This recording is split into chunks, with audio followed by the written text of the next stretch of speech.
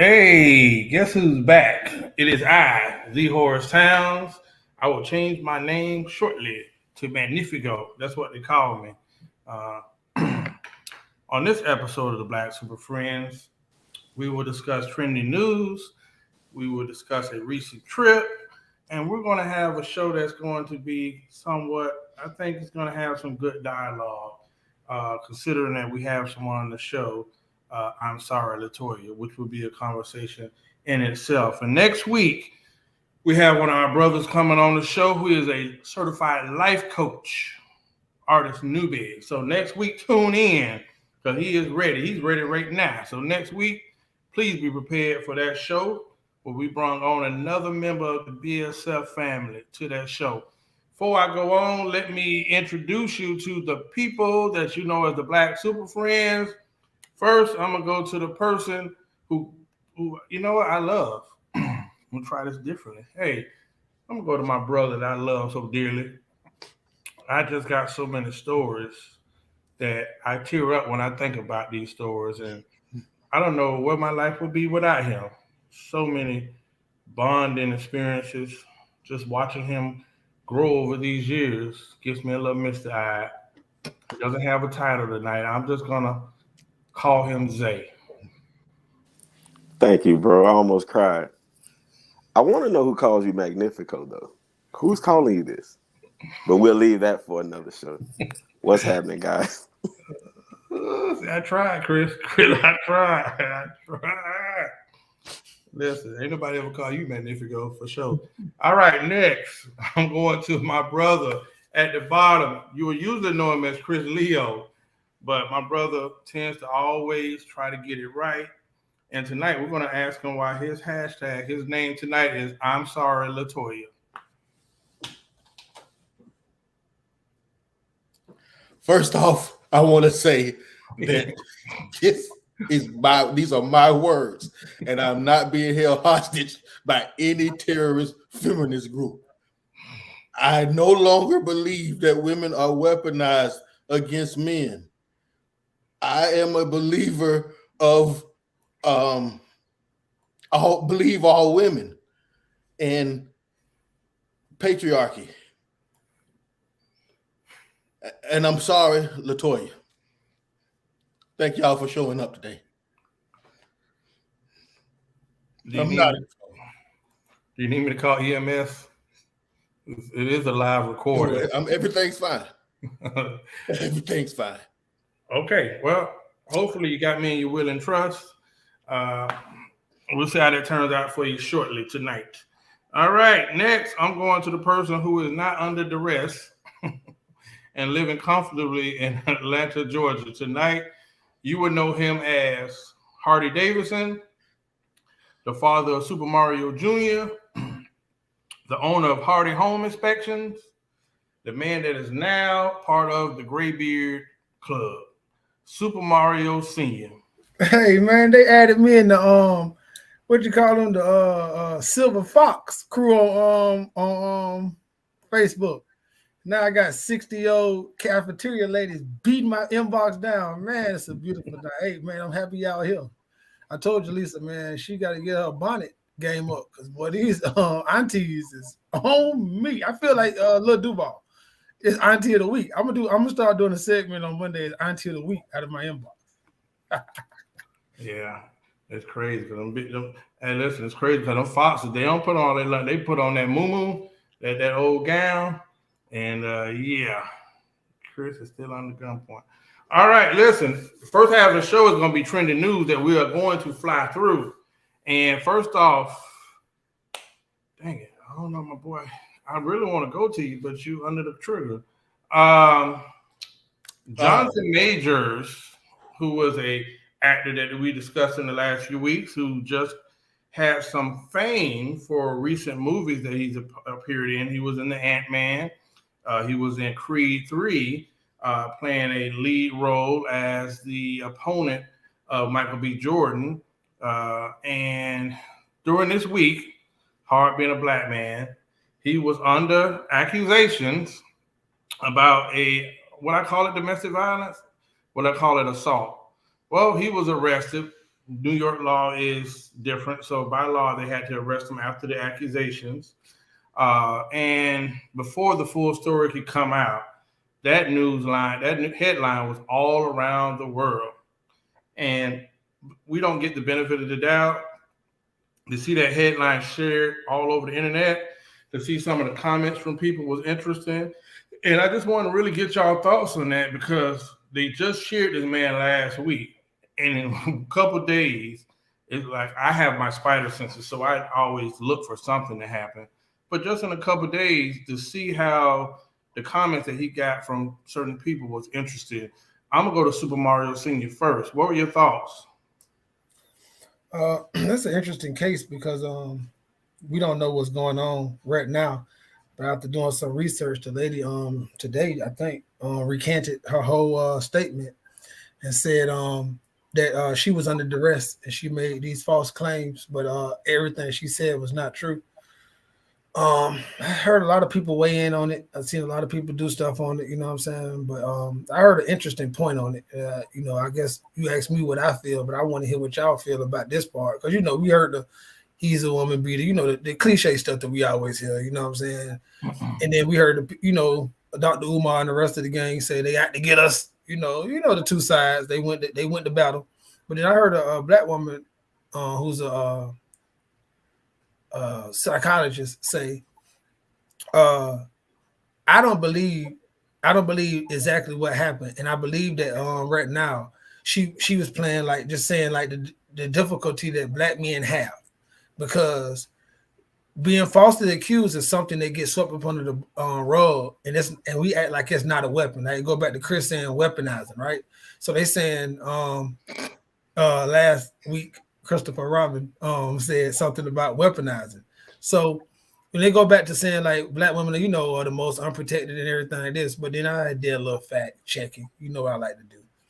So I said, well, dang, how many black women been sentenced in prison for being falsely accused for rape, assault, or abuse? I wonder who has the largest number of that on death row. I wonder who's been exonerated the most. What group of people for falsely accused, for false accusations on them? That was no facts, no proof, nothing. I wonder who is the biggest demographic of people who have this. Then I said, well, let me see who served over 10 years. It might be the same people. Who's on death row? Might be the same genre of people, demographic of people. But I digress because those people dare not say they're the most unprotected because when they say unprotected, most of the time they're talking about physical. But right now, I don't know any group of people where somebody can just simply say you did it. Simply say you did it. And it cost you your life. Simply. Emmett Till. So with Jonathan, I've been trying to tell myself to not be so much Uncle Ruckus and give the brother a break. But the one thing the lady did say is this. Anytime in domestic violence you hear of choking, it's a sign of that this is not a one-off. When you put your arms around somebody's neck, that's a sign of intent because you can flash out and hit somebody. You can flash out and slap somebody. But she was like, the telltale sign for a true domestic violence case is choking or asphyxiation. I don't know how you say that. I ain't going to try it on the show. But choking, the proper word for choking. So just keep that in mind too. Zay. I think the incident was real unfortunate. Just like you said, he just came off of a colossal week. Creed 3 just coming out. They've done numbers. And then this happens to him. And, just like Hardy alluded, we started to look into it. I didn't want to be fast to speak on it because I feel like we were fast on his fashion week and just kind of see what is going on. It's amazing to see that she recanted. I don't know who's on his side or, what prayers he said, but she recanted. Thank God. I did hear the horrible things about his abusive past. If those are true, you know what I'm saying? Everybody has skeletons in their closet. That's kind of messed up that they wait till now to bring them, up to the light. But what he did in the past shouldn't have any bearing on what's going on right now if we're looking for facts. So the last thing that, we were talking about is a very real scenario now. My brother is under duress, where if she's recanting her statement, he's lost the Army deal. He's lost like two other deals that I know of that they were publicizing this week. I'm sorry about that, but that's money out of his pocket. And if he has children out of his, his kids' mouth and things like that, nothing happens, and it's okay. It's swept under the rug. Is that how many times did that continue to happen? And it's nothing. We don't have a resolution or any type of stipulation for it. Like there's no consequence if this happens. I can say what I want, and then I can say, you know what, I was having a bad day. I didn't mean it, and it just supposed to go away. But that man lost something, and it's crazy because if he comes after her now, if he sues her or whatever happens after this case is over with, he's not protecting.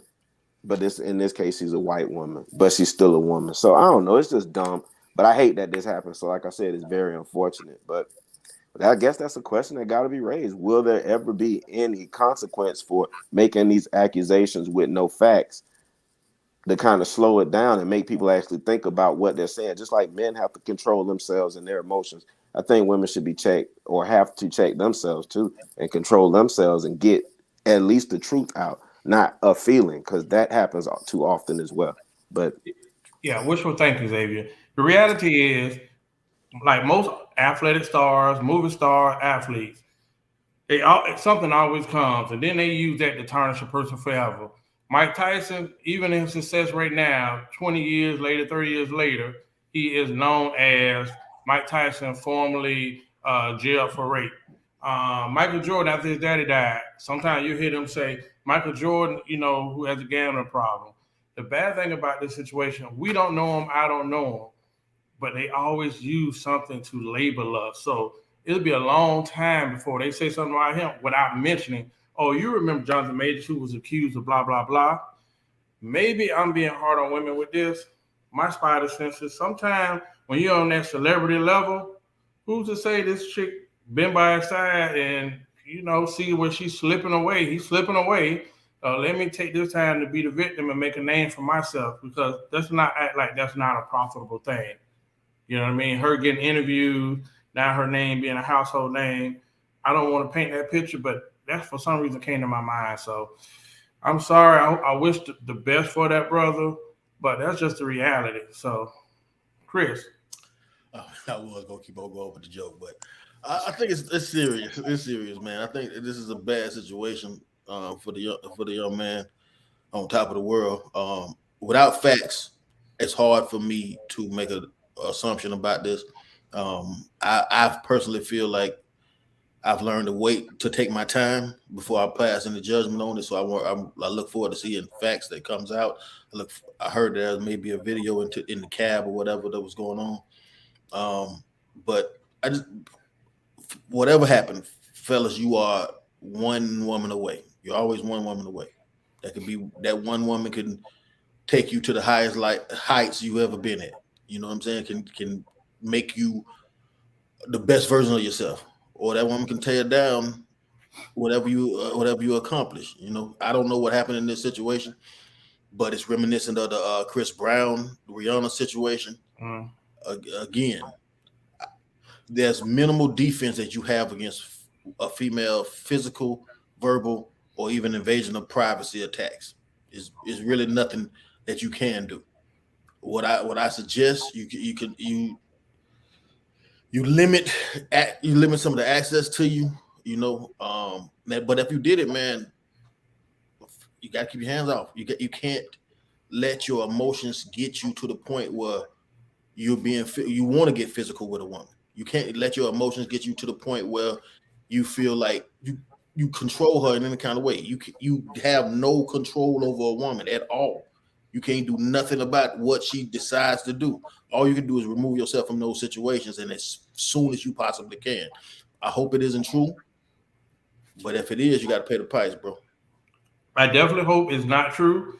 Second of all, that could be horrible. You take this real well buffed oil machine, and then you look at this young lady who's probably 100 pounds of the Caucasian ethnicity. I'm assuming that could be the worst case scenario. you'll never hear from that brother again. So we always got to tread lightly and just realize that it's different strokes for different folks, and the stroke ain't for us. Uh, Recent news, local news. I don't know what to say about it, but I will say this: rapper and former snitch. Now, I can't say former snitch. Rapper and well-known documented snitch, rapper Takashi 69, who resides in Palm Beach County, who you can for some reason see visibly driving around Palm Beach in these cars. That is, I mean, you know it's his car because they all have this bright yellow, slime green emblems that say his name all over the car. Tends to be by himself to prove a point. Nobody's going to touch me. Well, luck ran out on him. While at a LA Fitness in one of our local gyms, he seemed to get a standard beatdown for me. That's what a standard. We didn't all, no, yeah. Some of us have gotten jumped before. And in our community, that's just a standard beatdown. It was nothing that required hospitalization, stitches. I think it was overhyped. There's no way in the world that this should have made national news for that dude. But I didn't know if y'all seen that. I don't know why it was major news, but that was just a standard ass whipping from where we come from. And in the end, people thought it was for snitching, but the person said while at one of these soccer events, I guess in the last couple of days, he disrespected. Uh, is it Puerto Rico or Mexico? So he did something with the flag. I don't know the story, but I'm sorry, Latoya. Well, honestly, man, I think that this is a huge, huge black eye for black men. And I'm gonna tell you why, but I think there's a big, big black eye for black men. I watched this kid put black men in jail, snitch on them and put black men in jail, and nothing happened to him. I watched this kid frequently use the N-word. I didn't know Mexicans had the same relationship with the N-word as Puerto Ricans do, but I see him frequently use it. I also seen this man wage war on black gangster rappers, almost daring them to do something to him, talking crap about him, and nothing happened to him. 2 Puerto Ricans beat this man ass by the baseball game, by him selling out at a baseball game, by him coming after the after the drunk, because there's a video of him speaking in Spanish. So I asked my homeboy to translate it, who's also Puerto Rican. Shout out to Busy. He was basically saying Spanish artists ain't giving back. I'm giving to the poor. I'm giving to the poor. So, but he was belligerent with it. And he was beat up by 2 Puerto Ricans over a baseball game. Yet this man has done some of the worst shit to the black culture, to the black men in this black culture, and nothing has happened to him. I've seen as far as rappers to say, I'm not going to do nothing because I don't want to go to jail. Yet these same rappers will pump drugs and tear up the community, risk jail to do that, but won't go to jail for kicking this man ass. And I've also heard stories about, well, Zimmerman's still walking. It is not the Puerto Ricans' job for retribution for black men and black culture. That is our job. We haven't done anything. So I think this is a black eye for us in general, that these men can do this to him over a fucking baseball game. And we ain't did it for snitching. We ain't did it for disrespecting our women, and we ain't did it for waging war against our rappers. I even seen some of the rappers celebrating it, celebrating stuff that they wouldn't even do. If you so gangster, you go do it. But then you celebrating this, I don't respect that. Zay. I don't know. I think we're giving it a lot of conversation, but he got his ass whooped. So what? You did something wrong. We're from a demographic where if you do something wrong and a person feels disrespected, you may get punched in your shit, and that's what happened.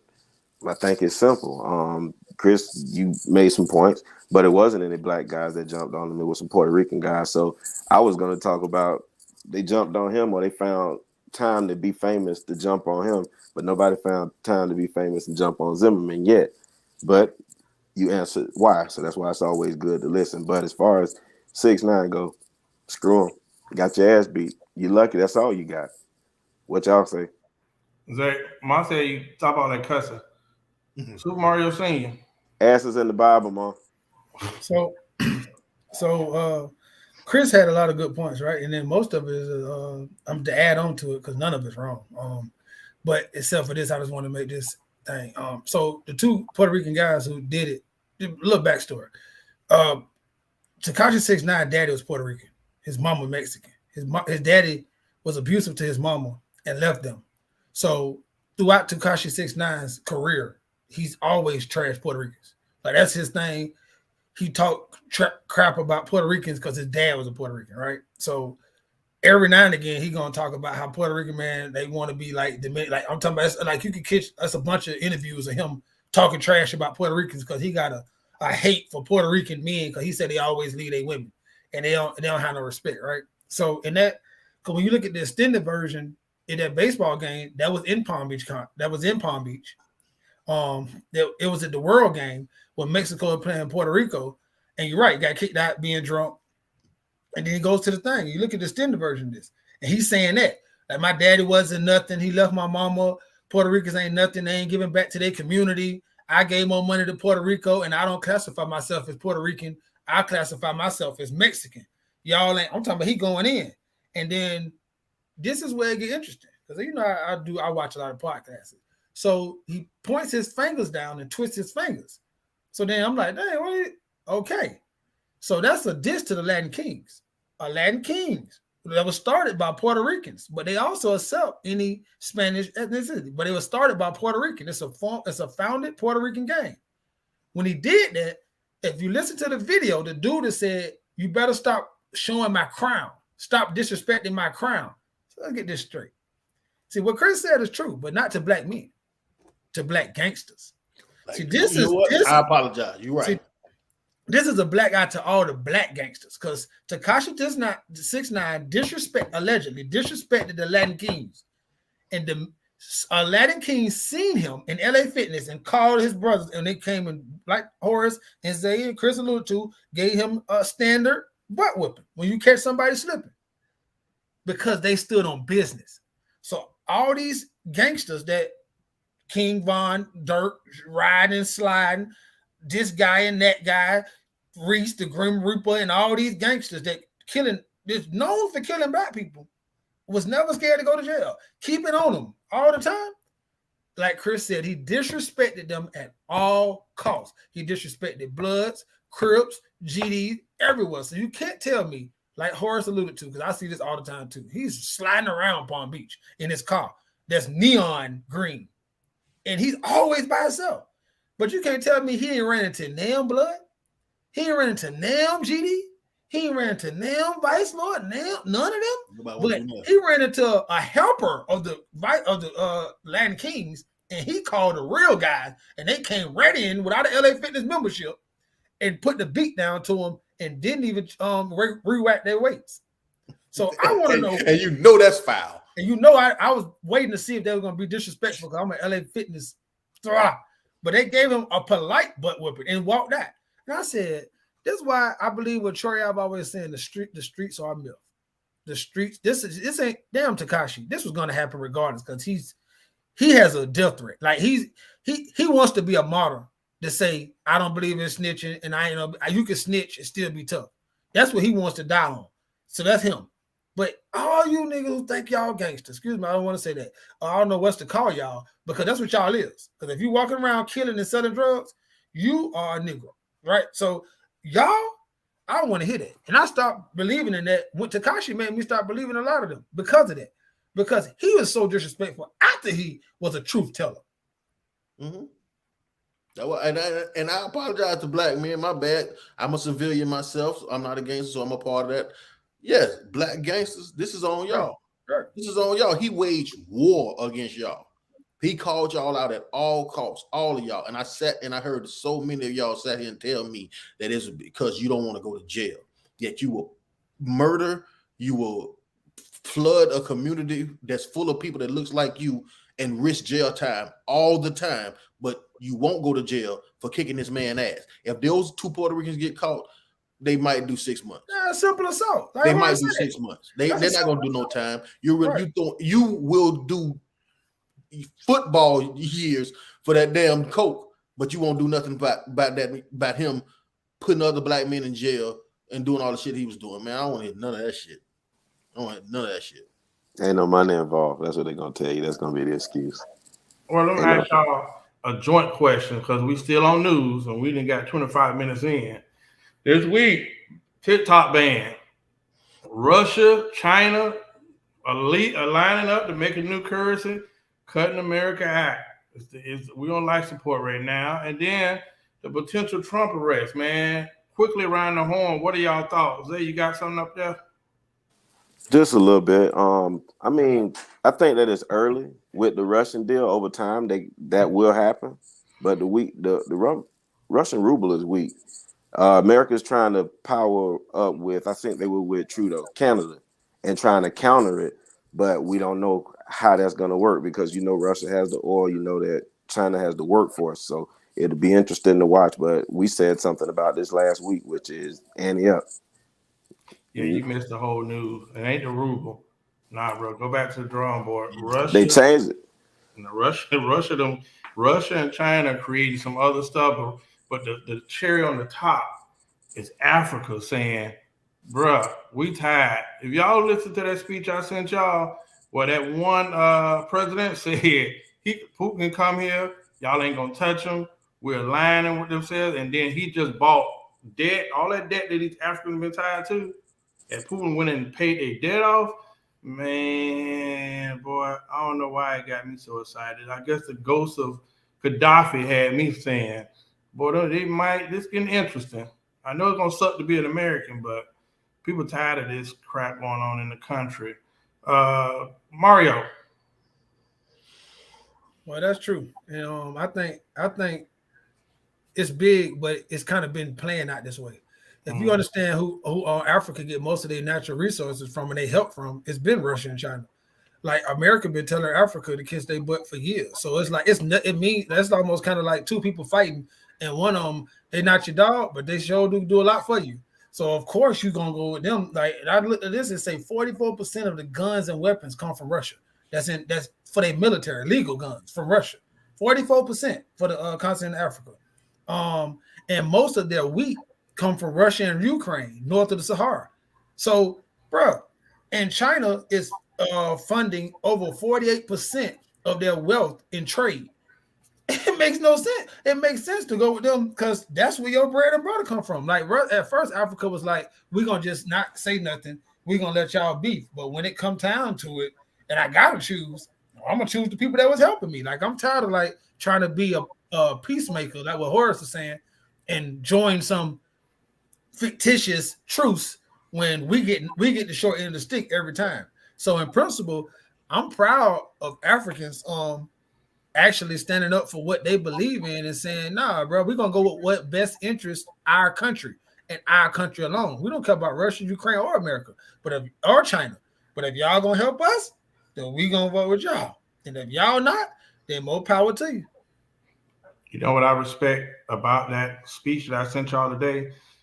The African president and then one of the female presidents said the hypocrisy and the racism that Africa's face. You come there, you take all our resources, then you give us loans at twice the rate that you give other European countries, right? And now this week they sent Kamala Harris and a few people over there, but you know that women don't get that same respect over in certain countries, right? Think about that. So Biden sent them over there. He didn't show up over there. So I just have to look at. I respect Africa saying, like Mario point, like we're gonna go with who respect us, who at least recognize us, and who's not depleting us. So it's a no-brainer as far as business. China is doing business. Hey, y'all got the resources. We're gonna come in. We're gonna build infrastructure. Putin, not listen. I get in trouble by it. Got to give when they were going through it with Castro trying to kill him. Putin, Castro aligned themselves.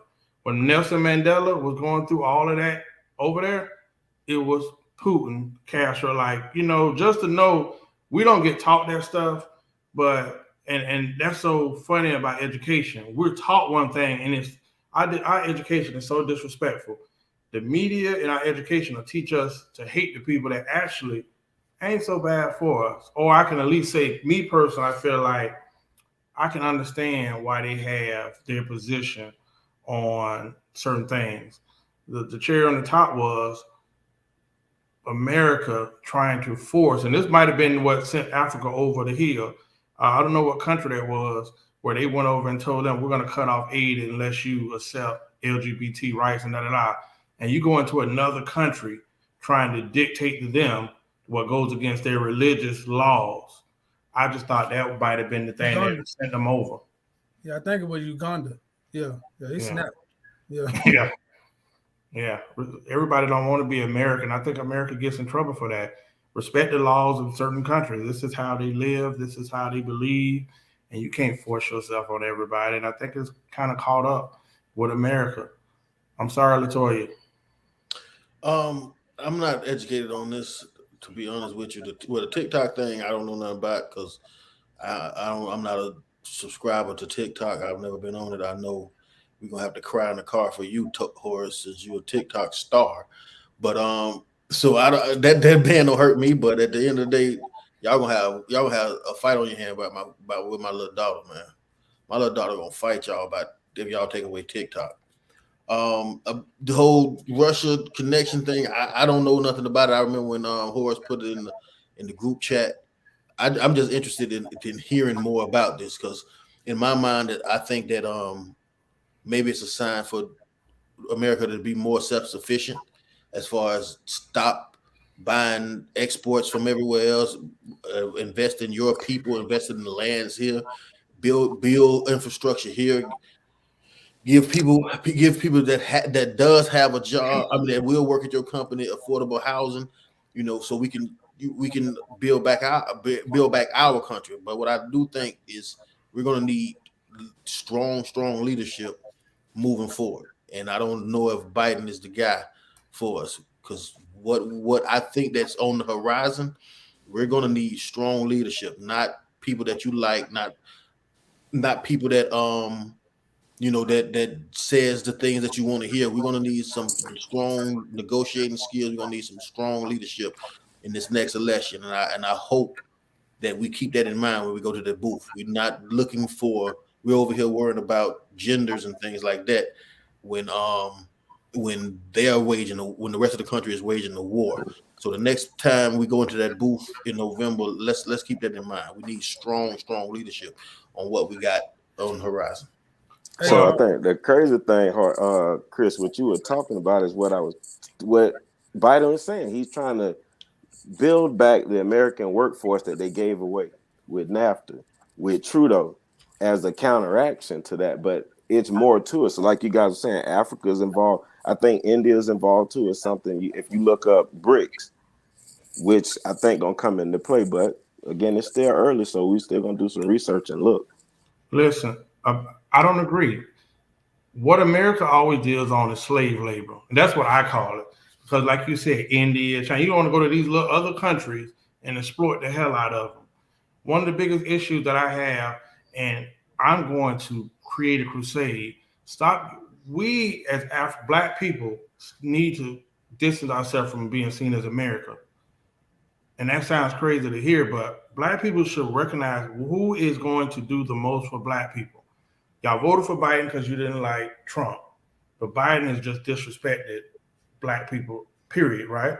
But if you want to be American, when Trump was in office, he brought all the soldiers home from abroad the world. He said, we're not doing no more fake wars for no reason.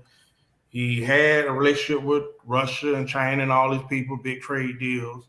And you actually seen somebody that was focusing on peace. And he kept saying, let's take care of America. But we sometimes allow the news to get us in our feelings. And these are my thoughts solely alone. I'm saying I get angry when I see Joe Biden. I think he's a coward for sending Kamala and a few ladies that I know over to Africa, right? And then this week he made a comment that he's going to run again because he don't think Harris can beat Trump. And I think that shows that, I'll be honest, that shows that white men is always going to do what white men do. Yes. Africa got to be careful because Putin is a white man. Well, I'm gonna say this too. I want to make sure I'm clear too on my end, just as me talking for me. Yeah, I respect it, but damn them. I'm a listen. My kids gonna probably stay in America all their life. That my grandkids gonna stay in America. I stay in America. Africa being rich don't help me. I stay in Atlanta. 60% of the population here is African. They don't treat me good. They come over here with their nose up in the air too, looking down on us, talking about we lazy, we American niggas that lazy. We do this, we don't respect this, we don't. So I want to take that out. How many scams you ran? Right, that's my point. So but I just want to know, like I'm saying, I ain't like African people just saying, "Hey, my brother." Yeah, that's cool, but it's a lot of them turn their nose up because and they can speak to this too. It's a lot of foreigners who dark skin turn their nose up at people who was born here in America. See, one thing I learned about from traveling, I'm American, so regardless, it's not good here for us. It's not equal. It's not none of that. But I don't need Russia to be doing better than America because I don't stay in Russia. I don't need China to be doing better in America. I stay in America. My kids stay in America. Everybody I love stay in America as of right now, to the most part. I love other people, you know what I'm saying? So that's cool, but I want America to win. So let me be clear. I agree with everybody saying, but I need America to win. Because black people built America. The black people that are here built America, and we need to stop saying we're not America and say, hey, we are American. They not American because we built America. We did this. I agree with Tudor. Like we need to separate, but we don't need to separate and go back to Africa. We need to separate and stay here. There's no way I'm gonna build a house, pay the water bill, pay the electric, and then all of a sudden, because I don't like what you say, I move. Oh no, I built this house. Yeah, interesting you say that. And to your point, what I'm saying is, and Terrell Taylor McCray, I invite you. I invite you to bring your light skin debate to the screen at any time because we just don't ever line up. Don't do it. I got one of the worst calls from this man at my job about last show. Please. Bro, listen, I'm saying America's on life support. Some of the choices that America has made is caught up with us. Every civilization has to get to a point where they go get low and then they got to rebuild. Maybe that's what we're about to go through now. Other countries, America's bullied the world for a long time. These are my thoughts. And we're at a point where the dollar is on life support. People are not even using the dollar. We are going to actually face a financial crisis for the first time. That's why I tell people right now, any day, keep at least $100, $200 in cash. If right now, tomorrow, the bank system went down and you couldn't use your car, you ass out of gas. You can't go nowhere. It's going to be chaos. But I'm a American, but I know I'm a black man in America. I've been around the world, so I do appreciate America. So let me get that straight. I'm just saying it's almost like Stockholm syndrome when you talk bad about Biden and all these people, like they'll go hard at you. Like I can't have my thoughts. You got your thoughts, I got mine. No, I think this system works just fine because it's a white supremacy system. So when we be like, oh, America, this. Man, it wasn't meant for us. The best you can do is keep winning. But wherever you put black people, whether it's golf, football, politics, you can only keep us down for so long. So those are my thoughts.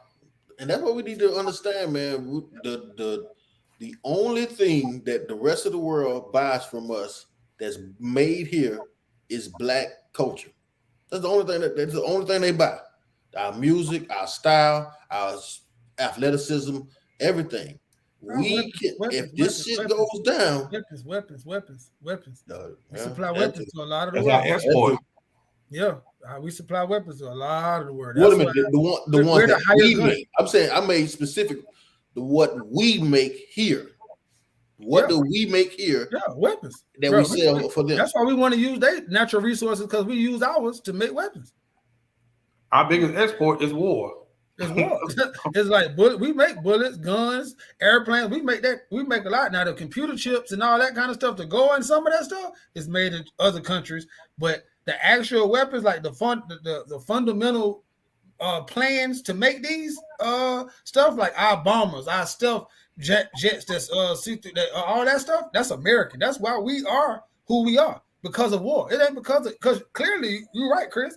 Everything else is made everywhere else and cheaper, but war. And one thing you know, when I put that gun in your head, it's all good. It don't matter how smart you is, how much money you got, how much land you got. If I can take it, like Horace alluded to, then I can take it. And everybody know America will take it because of air. Like, if we can get there before you, then you dead. Yeah, and our technology is crazy. So a lot of countries are using stuff we used 10 years ago. So they might get a jet or two, but it's old jets that they didn't bought third hand. Our technology is crazy. Um, this week, I spent the week last week in DC. I was so excited, but I missed it. It didn't allow my schedule. I was supposed to be a part of the hearings on the TikTok ban, and my schedule did not allow it because my friend Don Wynn uh, helped me secure my appointment with Congresswoman Lois Frankel, who was from West Palm Beach. The TikTok ban, I actually support TikTok, but I met with a group who was trying to explain why TikTok should be banned. Everybody had their point of view. I wanted to actually speak. I thought that would have been a dream, but my time did not allow while I was up in DC on business. But they did make points about TikTok where the algorithm, if you go to China, the stuff that's going to be in heavy rotation in China on their algorithm is nothing but educational, do it yourself, educational stuff, showing kids how to solve an equation faster. Everything is education based. China won't even allow garbage on their TikTok timeline. Then they say, but you come to America, the stuff that actually trends and goes viral is what? Somebody getting shot, somebody getting beat up, the most dysfunctional stuff. So the group did highlight that, and I understood that. However, I will say that the government wants TikTok banned because it is hard. It is a Chinese company, first of all, but second of all, they actually have unfiltered news.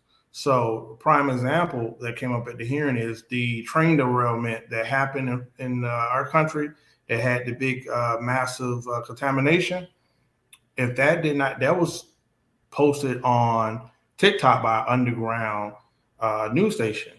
However, the government went overtime trying to make sure that it never hit mainstream media. So now you can understand why America's like TikTok is kind of dangerous. And I can honestly say you can get on TikTok and go video to video, and you'll find yourself on TikTok for hours. It is all kind of information on there, from how to start a business, do it yourself, how to get a loan, credit card hacks, scams, secret websites. So yes, I can understand some of the concerns that uh, our security has with TikTok, knowing that it's not like Facebook where they can really control it.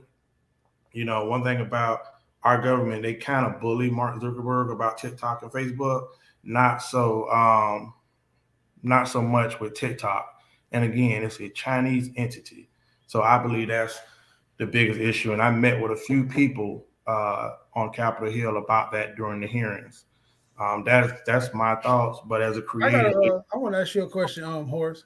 yes, sir. I know you was on Capitol Hill, so I had watched that hearing, right? And I Mhm. watched the hearing. I seen, for one, the guy who the CEO of TikTok did a great job deflecting and not answering the right questions. Amazing, Mhm. that's amazing. He was so intricate with his Mhm. answers that pushed away and didn't answer this and got facts that had nothing to do with. I love stuff like that because he never answered. Man, he may have answered 3 questions in totality, the whole hour and whatever he was up there. So I think my point of view is this: whether you're right or wrong, I feel like America's a country and it has its own rules, just like everybody else, like you alluded to. So in Singapore, I seen that part. This is why I want to ask you what your point is, because I know you. So in Singapore, he said, they brought up the false narrative that he don't let his kids on Twitter, but he was like, no, in Singapore where I stay, they can't. You got to be 12. My kids ain't 12 yet. Once they get 12, I let them on. If we stayed in America, I let them on, and then just put the guidelines on, for kids. Mhm. And I said, well, damn, in Singapore, and they was naming all the other places that don't have Twitter. And I say, I ran across this from 2021 to 2022. Nigeria didn't allow Twitter. And I said, why? So then I went and looked at it. Well, Twitter tried the president like they did Trump and Mhm. told him, take what he said back or else he's going to be banned. He said no, they banned him. He said, well, we banning your ass. And then nobody in Nigeria, 200 some million people cannot do Twitter. January 2022, they let him say what he want to say. Nigeria's back on Twitter. And sometimes being free in America, we do too much talking, bruh. You know how much money and capital we bring TikTok? Shut it down. Bro, why is we going back and forth having a hearing? Bro, I said I want it to be all the stuff to be stored here in America. If it's not stored here by Monday, we shut you down. Bro, why are we arguing with a bit like, why are we talking? We the only country that talk back and forth, have hearings. Right? No talking. This is national security. If they really believe what they say, I don't know. I see you I don't know behind the scenes, but if this is what they say it is on the surface, national security, then why are we talking to him? Shut that bitch down. Y'all go. Then guess what everybody gonna do? Go to Facebook, go to Instagram, or something else that's American ran or pop up. Bro, why is we having a congressional hearing on TikTok? Shut his ass down until you do what I say. And then once you do what we say, we'll let you back. It's that simple. To me, I want you to tell me where I'm losing it at. Because when I watched it, I was like, I don't understand why we going through this, bro. Every other country told TikTok, do this or we done. And they did it. They complied. Well, honestly, it's not that easy. One, whether you know it or not, just like you can jailbreak a phone, people have even found out how to go outside and go to outside servers. Just like we use Google, all these countries have their own forms of Google, right? So you can have remote entry points to get back on there. Second of all, America understands money. A lot of these major corporations, however, still use TikTok for advertising. America's really mad because whether y'all remember or not, when it came to Facebook, the government went to Facebook a lot of times and gave them subpoenas that told them when, shut them down from sharing certain stories during the election. They got involved and they got involved. And I think when you're looking at TikTok, just like you said, he deflected it the other day. He's not even until the hearings, he wasn't even really responding to what America was requesting. They believe in the freedom of information, which is kind of hurting America. So I'm your enemy, and then I got this thing that I'm using against you. I'm showing also how you're so controlling that even the media that you say is truthful is biased, right? So America will actually lose money if they went to a TikTok ban, because even though they're against it, they just want to control it. And that's my opinion. They just really want to control it. But I agree with that. I'm saying every country do that though. I'm saying every country do that. Why is America bad for doing that? Like every country does that. African controls that. China controls that. That's what I'm saying. We the only one who it's like America. You just got to let anything go. No, bro, we want to control some stuff too. Like every country, like right now in Russia, I'm pretty sure the news reporter can't get on and say stuff about Putin. So I'm saying I don't understand why we want that here. Like sometimes you got to protect America from itself. Let's go back to history. Terrell says, because this is good, China has access to everyone's personal data and habits through TikTok. Okay, most of the time we don't even realize when you go on the website and it says accept all cookies. How many times when y'all have signed up for Facebook, Instagram, any of these things, when they tell you to go through this whole, I forgot what it is. They tell you to go through all of this, blah, blah, blah, and you just scroll to the bottom and click, I agree. And that long list of things, you didn't even read through the terms of agreements that you've pretty much given them permission to track you, to share your data that they use and they sell to marketing agents and all that. So all of it's about money. So it ain't about Chinese TikTok, Terrell. You do it willingly when you sign up for most of these websites.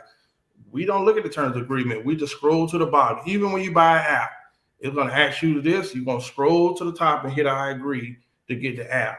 So I'm just saying that I'm seeing where I think America's trying to bully. I agree with Mario, but America kind of is probably, cookies is not different, Terrell. Cookies, when you go through your term of agreement and you scroll all through there, go and sign up for something and see what you agree to. Please tell me I'm wrong. You go sign up for Facebook. Go get a new account. and it's going to ask you to go through all of this table of content. You're going to just scroll through it. You're not going to read all of that information at all. You're going to be like, hit agree, and you just gave up your right for privacy, data, all of that stuff. Hey, Oh, is yeah, it me or the Terrell picture look militant? thank you, Derek. It is a lot of fine print, and we don't really Oh, keep up with that's that. my dog. Put my dog back up though. Look at it. He look like Really don't even look like them. It look like Charlie Red. my boy look like he ready to go to war, man. You dog, you don't know Terrell, boy.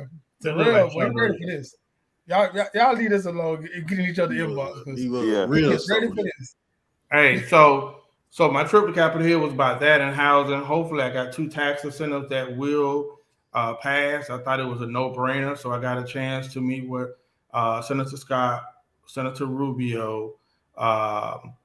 I will be meeting with Sheila McCormick's office this week. Hopefully, I met with Congresswoman Lois Frankel, and I met with Vern Buchanan from the West Coast. So I actually took the time to try to anchor that bill myself without going, looking for help. I took it Let to me proud everyone's of you, man. table, and I must admit, bro, it was interesting being on the hill and to feel like I got a little bit of pull. Hey, Um, I don't care if you don't have no pull. One thing I can say, your Instagram looked like you was right there next to Biden. Goddamn it, you look smooth. Good job. I appreciate it, bro. It Yeah, definitely was. It definitely was an experience, man, to be in the room with some of those people, man. And that red tie make you look real Republican-ish. Hey, did he? Didn't as he? Like he was finna, hey, he like he was trying to get the next what you call it, the June 6th, the storm the Capitol. He's like, yeah, I got these, I got them this time. We coming. bro, no joke. You actually have people now coming to the Capitol just to go and see where all of it happened.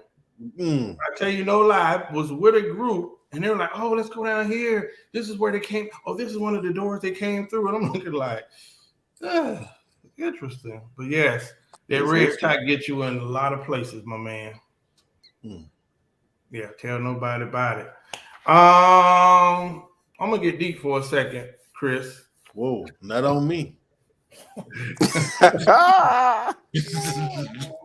You're a damn lie. You Pause. just ridiculous, man. Dang. Hey, all right, I'm gonna ask y'all a question.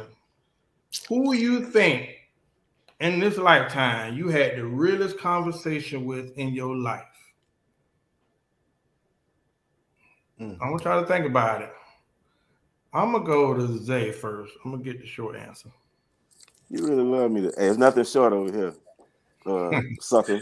You've been saying some questionable stuff your last 2 statements. We need you to take you to HR. But anyway,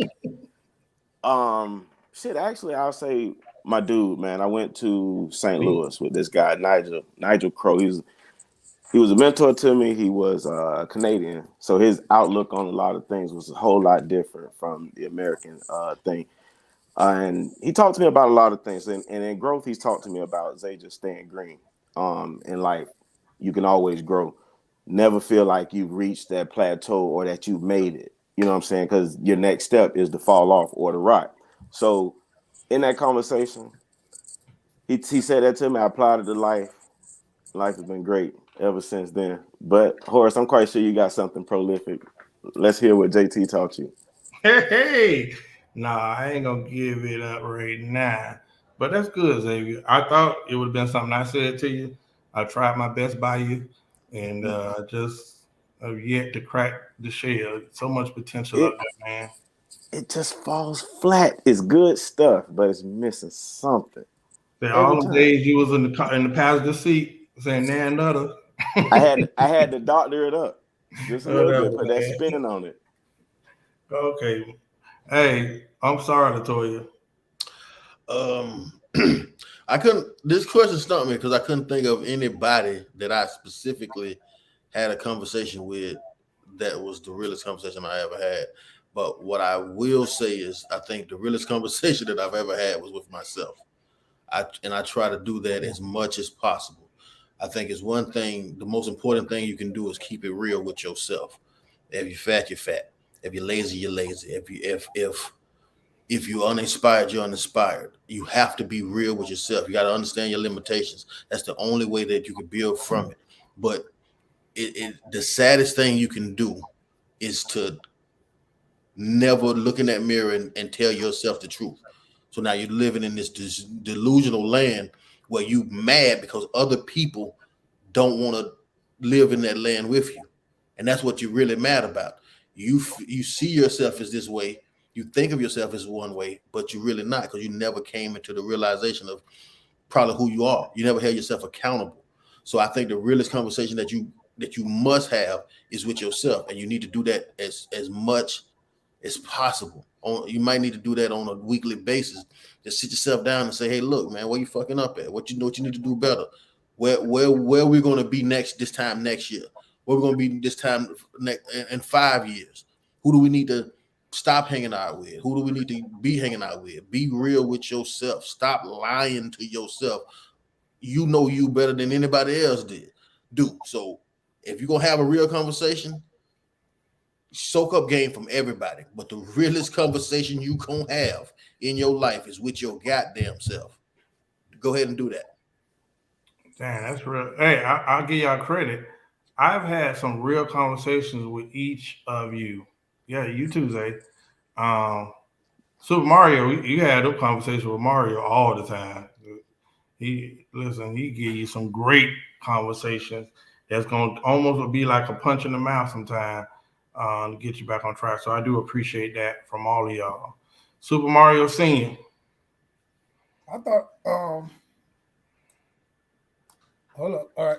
I thought my computer was messing up a little bit. I thought about this too. And I was gonna go the route that Chris went. I'm glad I didn't. Because I was thinking about like I'm big on like you gotta check yourself. Like I don't want to hear that shit. Don't make no excuses. Like look in the mirror and say, how do I get better? Right. I'm big on that. But I thought about a pivotal time in my life that's like it touched me. And I always tell myself that I was in between jobs and I had some money and I felt like I was up in the streets.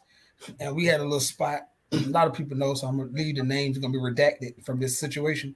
And a bunch of my homeboys was in the spot, and we was doing pretty good at one point, right? And then we used to have a crackhead named Red who used to come around, and that was like my dog. And then I was the youngest and the most unexperienced in the game at that point in time, but I seen the world different than most of my counterparts. So I pulled the night shift a lot, and then I pulled the night shift a lot. So my other homeboys who was younger can come in there with me, and the older guys, if we done went home or got drunk up or whatever, right? And one night I was there by myself, and he was like, and Red came in the house, and once you get, if you don't know anything about the streets, I'm sorry for being alone, but he been smoking crack all day. So at nighttime he get aggravated, like it's like aggravating. You keep bugging me. It's like, come on, bro, all day long, right? So I said, he come in the house. I didn't want to let him in. He in there. Then he telling me like, yeah, don't go out. The police. That's a good thing. So me and him started talking, right? So he was like, man, so what you want to do with your life? I'm like, bro, don't be asking me what the hell I want to do with my life. You smoke crack. I'm going back and forth with him, telling him just to shut up. But then he said one thing. He said, well, I don't know what you want to do with your life, but right now you failing. I said, nigga, so me and him arguing, right? So we arguing, and I'm like, you talking about fat nigga? You trying to sweep up the floor? I'm going, you like, no, I'm saying, Mario, you like one of the smartest niggas I know. You're like, like most of this stuff around here, like flowing. And even though you humble, like a lot of us, and people gonna respect you. A lot of people look at you, asking you for advice on stuff and all this kind of stuff. And here, like, but you're doing the same thing these niggas doing. Like, we're gonna be in the same place. Some of these people gonna do is that some of these people are at the height of their abilities. You at the worst of yours. You're like, bro, you can go be a banker, nigga, or a lawyer or something. You in here selling this shit to me? You the dumbest nigga in this trap. I'm like, God damn. So a lot of people don't know, but like he gave it to me for like, I gave him a dime, and he gave it to me for like maybe like 30, 45 minutes. Or like how dumb I was to be selling dope and they're sitting in there every day. And like I need to stop doing this. Like I'm talking about like on and on and on. But like I remember when you did this, like the shit, I didn't even remember him. And I was like, I always take, that's why people who know me and know if I see Red and if I don't see him in a while, I'm always gonna ask about him.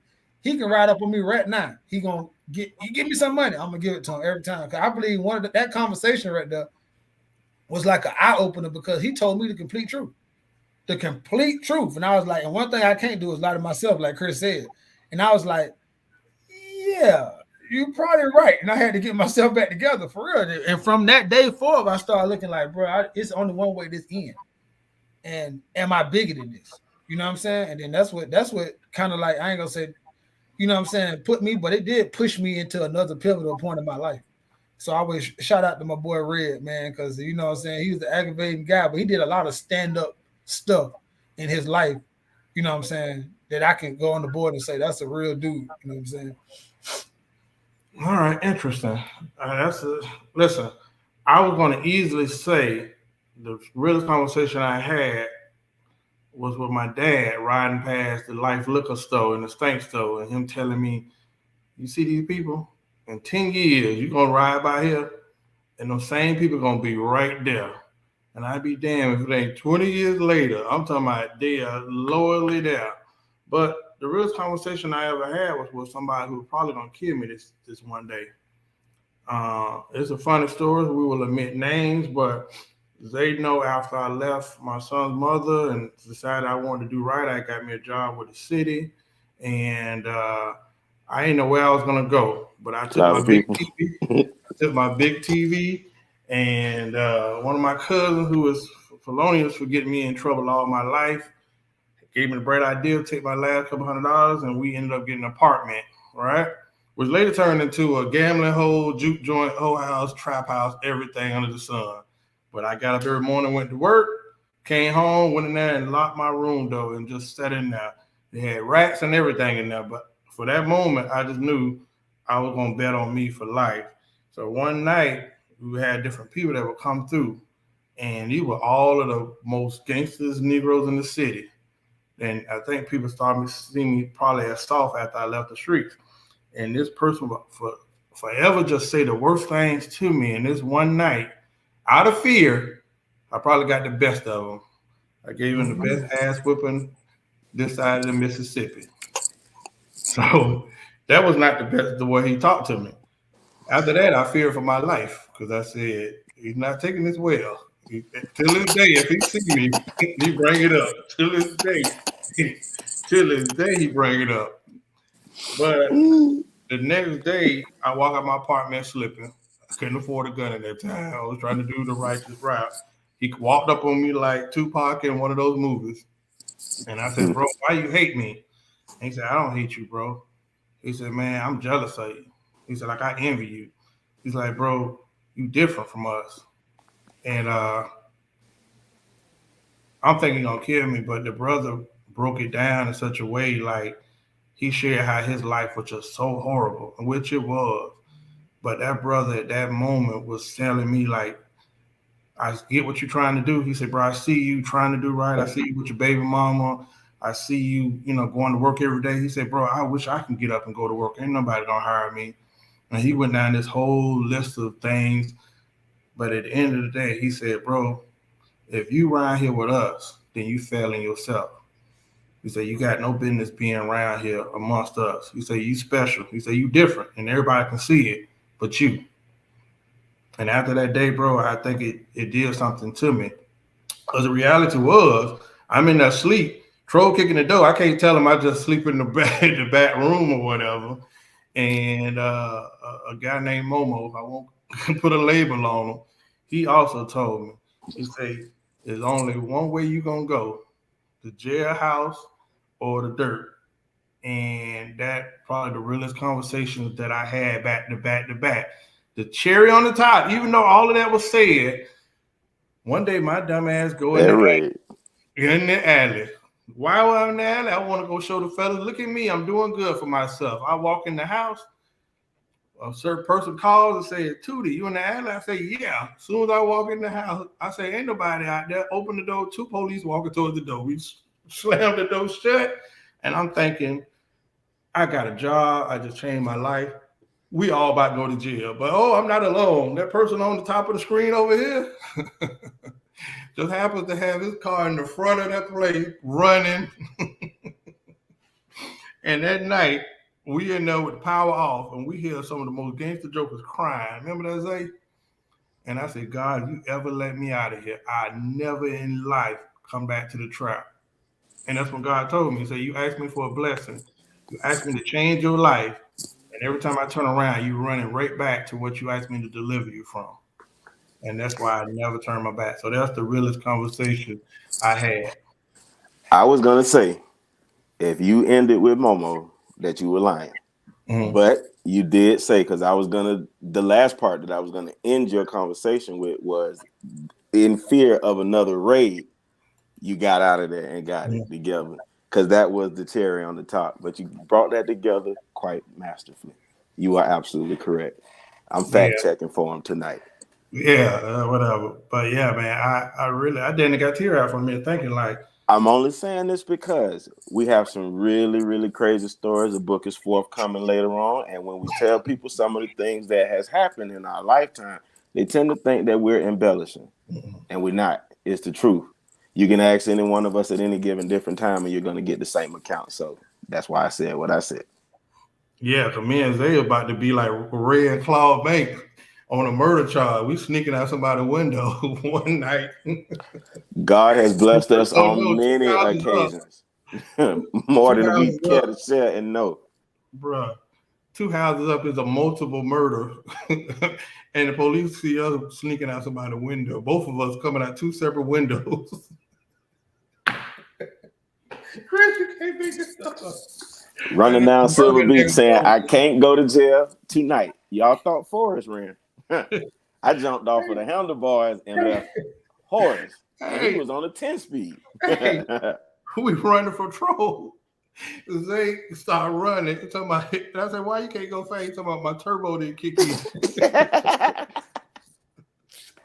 I got to go. He's a grown man talking about his turbo not kicking in. Hey, fellas. Hey, man, I was going to save it next week, but I might as well get it while I got it. One of the best lyrics you ever heard in your life that you love. Everybody, even the people watching, let us know. So, one of those lyrics that when you hear it, take you to a place. One of those lyrics that change your life. One of those lyrics that motivate you. One of those lyrics that make you reflect on something. One of those best rap lyrics. Who got it? Who won it first? Give me your answer. Zay? I No, ain't I got it. don't, Paul. I What? want that off. No. But for me, I couldn't narrow it down to a lyric. I narrowed it down to a verse. Uh, Jay-Z is one of my favorite rappers. He's recently become the richest rapper, and he has this verse on the Devils on his first album that I just love. It goes like, this shit is wicked on these mean streets. None of my friends speak. We all play to win. But then again, maybe it's for the best though. Because even when you get too much, they trying to get you touched. Whoever say illegal was the easy way out couldn't understand the mechanics and the workers of the underworld. Granted, 9 to 5 is how you survive. I ain't trying to survive. I'm trying to live it to the limit and love it a lot. Life is poison my body. I used to say, fuck Mike's skills. I never pray to God. I pray to God. That's right. It's wicked. That's life. I live it. Ain't asking for forgiveness for my sins. Ends. I break bread with the late heads picking their brain for angles and all of the evils that the game would do. It gets dangerous. Money and power is changing us, and now we lethal, infected with the evils. I thought that was one of the dopest verses ever. Because in that verse, I hear him saying, I'm not praying to God for it while I'm doing this wrong. I think he's taking accountability of it. And then he goes on to say,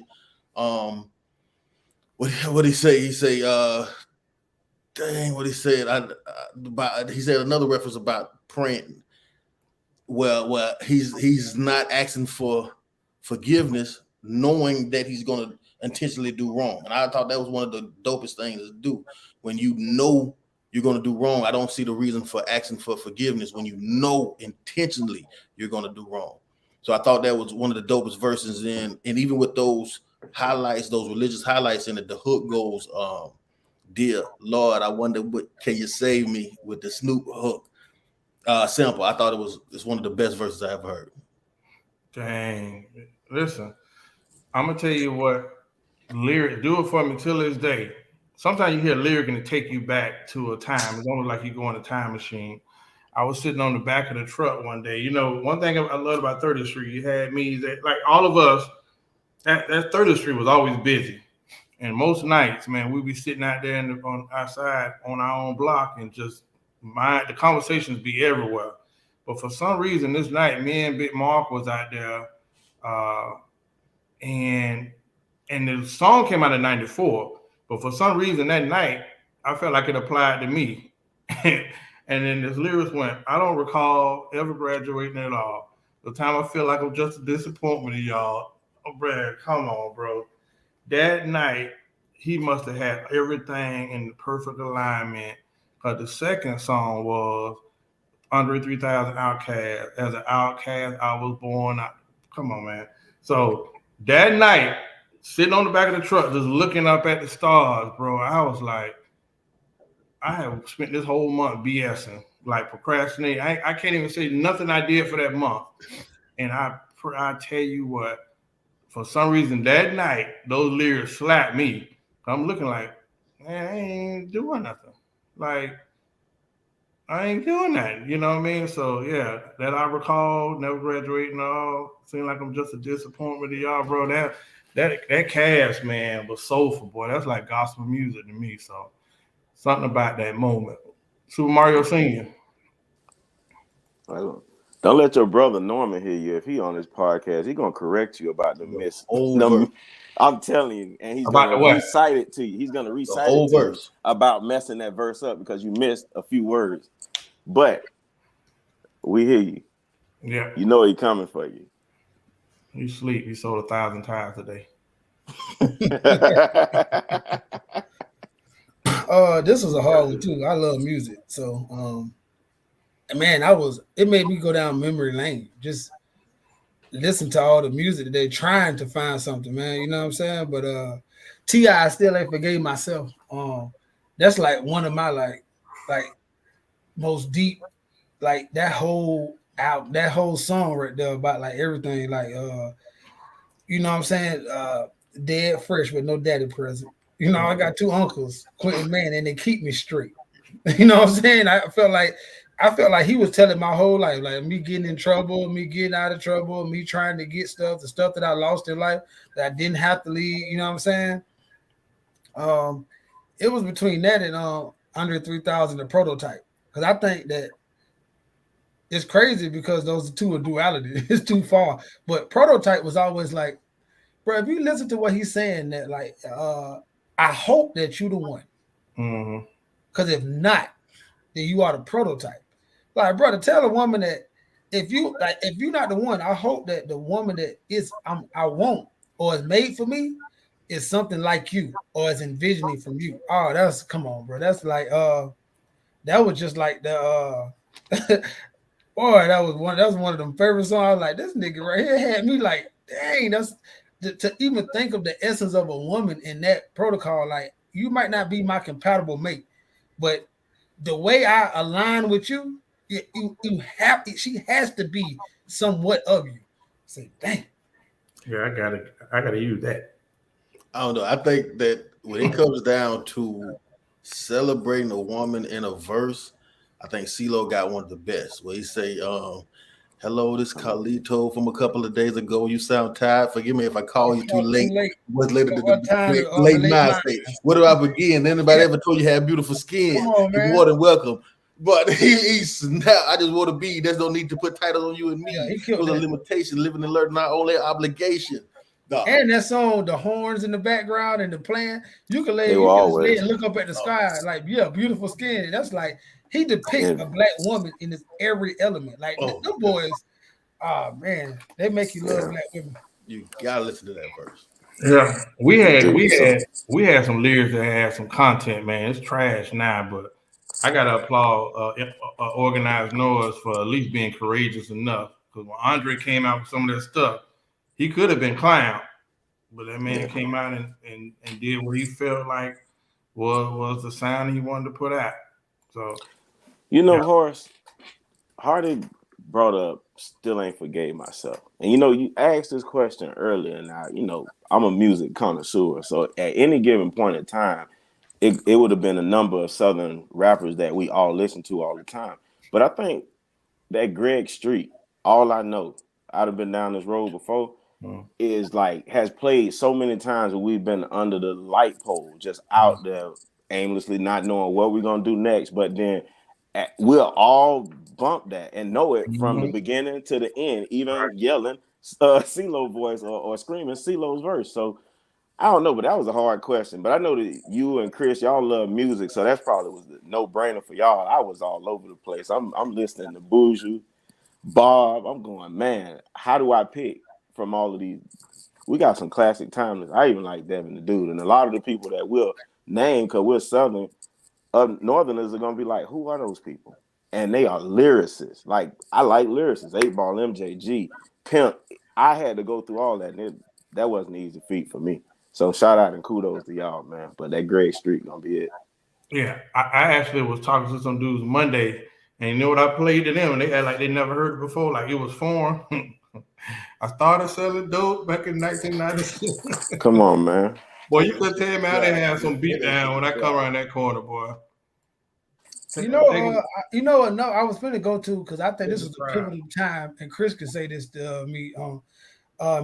50 Cent Get Rich or Die Trying. I think when we was in Orlando at that point in time, like that CD right there, I think 50 really gets slept on, bro. That CD right there, bro, from beginning to end, bro. I don't think, Jesus Christ. Yeah, that's what we should have. That's what the question should have been. We need to give our top 5 rap albums all time.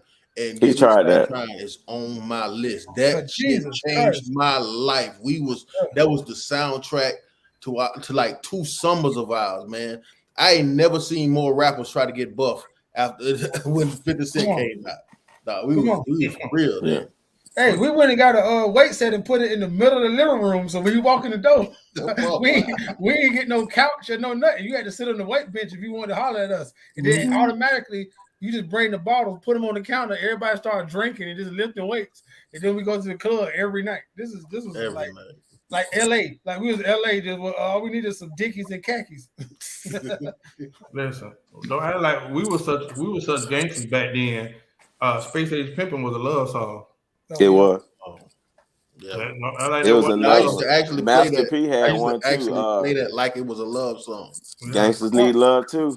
Or and That Girl by MJG, his best album, his best song on that album, his solo album. I don't know about that. Yet you do commercial. It like a pro and think that I don't know. On his album, his solo album, that's his best song. That Girl. But I love that verse when he said, I want you to open your feet until they blister song. Hey, Carter, what's your best setup though? 2 10s, 2 12s, 4 10s. What was the best setup you ever had? 2 10. There you go, Terrell. Pimp Hard. Jesus, that was, if my last name was Hard, I thought that was my theme song for my life. But 2 10s, Max. I had a Max amp. My homeboy Pac-Man blessed me with a system that was amazing. Yeah, in the act. Somebody had got me at the movie theaters, that's the kind of time we played in. So on our way home, my boy was like, man, we can't go back home without nothing. so we see the guy happened to be at a restaurant selling some music. So we bought the music while he was inside. And my God, this dude had a little Honda with all the lights on it and all that. So, he had this good snowball. Right? He had 2 10 with the Magnum was like this from Max. Back then, them were like $700 a piece speakers with the Max box and 2 Max 1000-watt amps. Bruh, did I put that bitch in my Acura? Jesus Christ, bro. I was coming to lose it. It was too much for me. I had to sell it. Mm-hmm. Yeah. They had the Honda. I remember in the Impala, I had the 410. I had to take my lock off my door. That thing was popping the lock on the trunk. Yeah, see, y'all love music. Like, that was ignorant. I used to hate getting especially the same guy Norman car and Norman. I used to hate getting in that shit. It's like, as soon as you get in there, I can't. We're in the middle of the conversation. You don't even like sleep. It's like you put it on hell. Like your radio station was set on hell. So as soon as you get in there, we like middle conversation, you crank the car up. I'm like, bro, I'm losing my air, my throat trying to talk to you, bro. Turn it down, bro. I can't explain to you where we going. Yeah. This nigga just, it's like he spent his whole check on music, bro. Norman, every car he put in, I got to give it to him. Him and my cousin Shane, God rest dog. Those guys right there Or spend Courtney.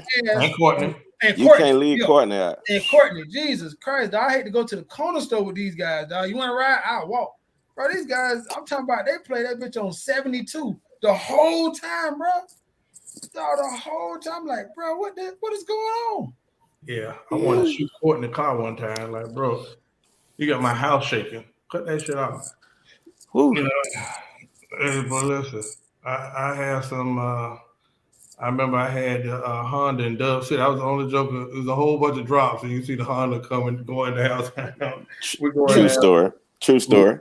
The I roof, tell you one person too who had some bang. I don't want to go down this, but Como. I remember we had that bubble, and he was playing that mystical, Yeah. bam, bam, bam, bam, bro. Clean. Inside the club, when you waiting to pay, you can hear this nigga's music over the music in the club. I'm like, bro, that's ridiculous. Right now. Why would Well, you I say tell you what. Well, that's good times. That's right, Amber. Good times. The end all be all champ is a man called Big Mo, oh who man, had 415s, and I was in Daytona on the 26th floor, and this man had my room shaking, and I was on the beach side. He was on the street side. The man had two. What's that? Inverted box? What? How did that happen? yeah. Big Mo had And they was serving 415 baby double magnet. That was ridiculous. that you could hear for blocks. So I got to give Big Mo king of the streets forever. Hey, my boy about to go to another dimension. So good times. Xavier, give me your closing comments, man. Like and share. Buy a mug so we don't have to mug you. Peace. I done said this so many times. I know it's giving her joy. I'm sorry, Latoya.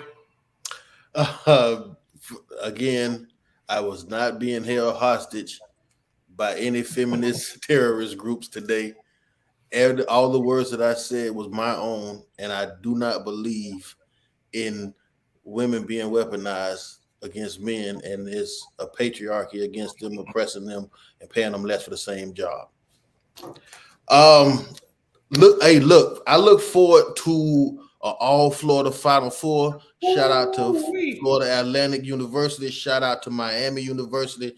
I look forward to them. I'm rooting for you guys. If you guys win, I'm coming. I'm gonna find a way to get to this game, man. This will be amazing.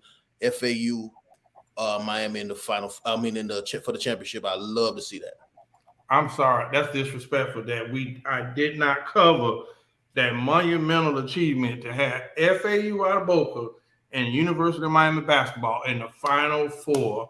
I'm only mad that I didn't buy a hoodie because I know right now they're probably 5 times the price. They are. What? Listen, shout out to FAU basketball. Them boys are playing Florida style ball. They some pit bulls, bro. Watching them games is on your edge of your seat type ball. So shout out to them boys that came home the other night. Man, I'm rooting for you, bro. That is like that's movie material, like the Hoosiers. So shout out to them boys. Super Mario Senior.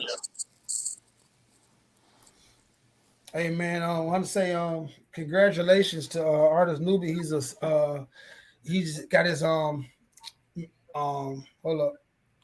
life coach degree, and he's a certified life coach, pastor, and he's added it to his list. I want to give a shout out to that to him because you know what I'm saying. He's the guy that keeps on setting another bar in life and then achieving it. Like you know what I'm saying. It just keeps pushing. So thank y'all for coming out. Thank y'all for tuning in. And come back out next Monday because you know mugs. One thing about a mug, man, you can drink it in the morning, in the night. You can put liquor, coffee, hot chocolate. It's all way. And the shirts. He has the shirts. And Zay just went to go get him a mug. That's how fast they're going. He looked at the numbers, came across our screen. We're getting out to the last bet. So I understand. As quick as you see Zay going to get a mug, that's how quick we want y'all to get one. Thank y'all for coming out. All right. Next week, we got the chef, the life coach, Big Brother. We got Artist Newbie coming on air. And please believe this will be an interesting show because he's going to tell us what we need to hear. So we're going to do a whole show centered around our life coach and our brother, Artist Newbie. So what in the world? Go back to Amber's comment. Her last one. Wait a minute. Go back to there. You just ordered the damn mug. It'll be there. Appreciate the love. Derek used to order from China. China. You know, I took a papers out there and next day be looking like you. They Amazon, man.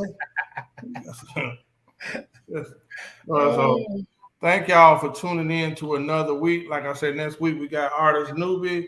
It will be phenomenal. So tune in to hear that show. Same back channel, same everything.